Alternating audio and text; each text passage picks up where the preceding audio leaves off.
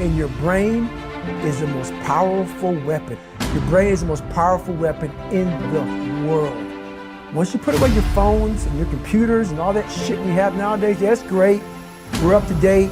Your brain is the only thing you have when you're going through depression, when you're going through hard times, when you're going through death, real life shit.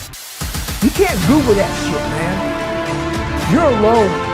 You're alone. You may have a shrink you're going to, you may have a best friend you're going to, but there's 24 hours in a day when you're alone in this brain.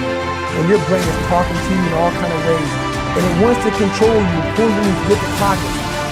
If you can't control your own brain, and your brain controls you, you got to tell your brain where you want to go and how you want to go and how you want to get there. You got to control it. If not, it's over. What existed for me was, okay, man, how am I going to make this work? And all I knew back then was hard work. The only way anything gets accomplished. That's all I heard back in those days. You gotta work hard. You gotta work hard. I'm not getting I can't get this paragraph. I can't remember what the in this paragraph to pass this test to get in the military. Read again. Still not getting it. Read again. But if you're not getting it, write it out. And that's how I started learning.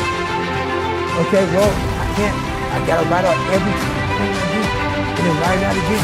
Write it out again. And guess what happened? I got it. I can't swim. I'm negative buoyant. Go back again. Can't swim. Go back again. Go back again. Go back again. I got it. My biggest advice to everybody is, like I said, we live in an external way. Everything is you gotta see it, touch it. It's external. If you can, for the rest of your life, live inside of yourself. Stop listening to people who are calling you fat, gay, transsexual, nigger. Everything that is makes no sense. All these insecure people putting their insecurities on you, you gotta flush it out. You gotta just be whoever the hell God or whoever the hell you believe in. If you believe in nothing but yourself, I don't care what it is. You gotta take everything and throw it away. You have to believe in one thing, and that is yourself. And I'm not saying don't believe in God or what you believe in, but right now, for you to find greatness in yourself, you're not gonna find it by looking in a book or by even hearing me. I may give you the spark, but you've got to go inside yourself. And that means you gotta be quiet. Go in a room, stop talking, search your soul, search your mind, search your ability, and you'll find it. But if you're not looking for it, you won't find it. You gotta go start your journey. And the journey starts with finding why the hell am I here? Why am I here? If you don't know that, you'll live the rest of your life searching, always asking the question. It's all back down to a very primitive mindset of we just have to be. It's like breathing. Breathing becomes normal. We didn't know that was doing.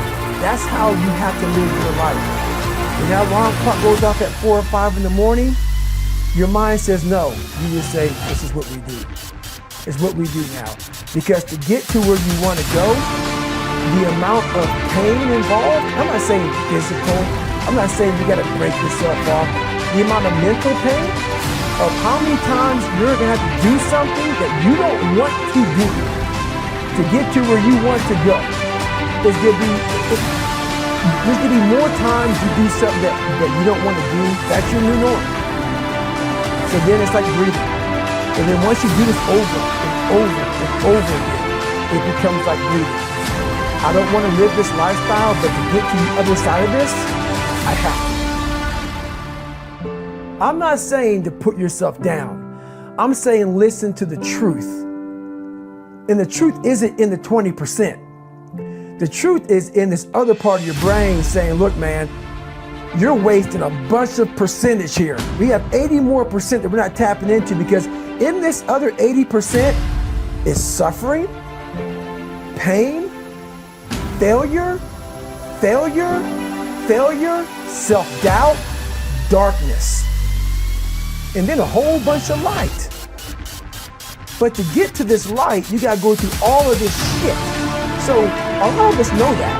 I can get over here, but over here, man, this is much better because I gotta go through this journey that is not fun.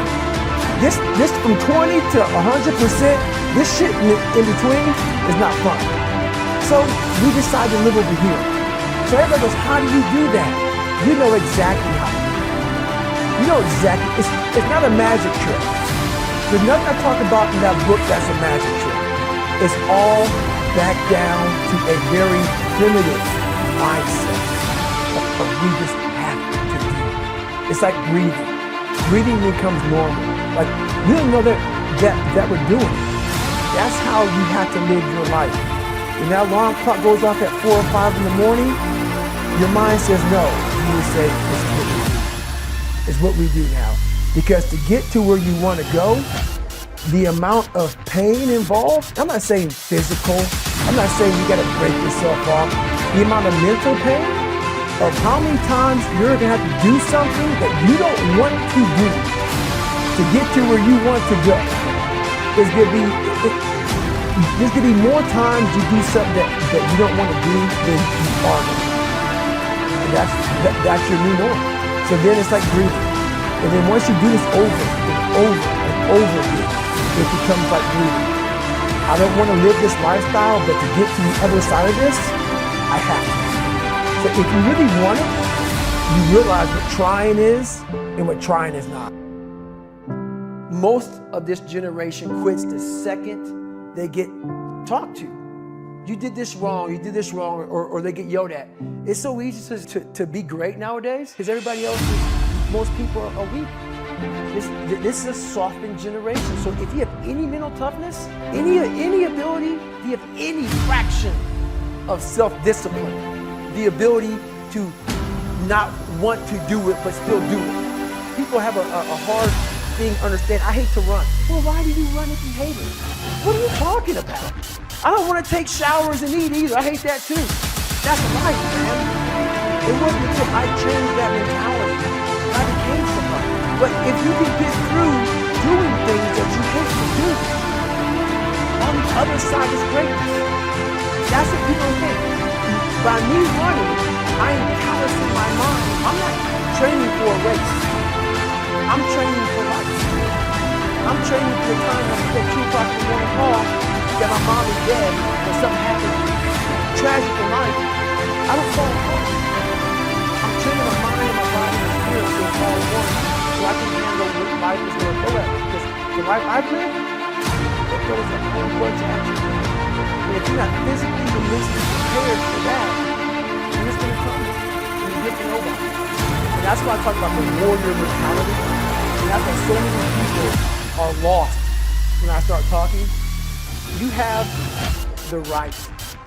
You're lucky that you don't have to feel like a warrior. You're very privileged. I chose this world to be a warrior. And I would choose to get it to came back to this world. But the mentality of the warrior is very different from the mentality. So to be a warrior, why people don't understand it, I'm glad you don't understand it. Merry Christmas, good on you. Because being a warrior takes a whole different mindset. Your mentality changes. I mean, that is. You accept it. That's the mentality. And that's what makes you a warrior. If you're scared to die, you're dead. I hated jumping on airplanes. I hated shooting guns. I hated the job as a Navy SEAL.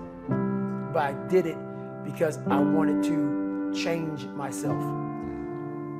Everything I do, I'm not really comfortable doing. Man, that's with life. If you choose to do something, attack it. Because they're going to remember you as not attacking it. So I want to be remembered. You can hate me, but one thing you can't say about me, I didn't attack it. So that's the mentality you have. If you're going to do something, you might as well attack it. Because you do it anyway.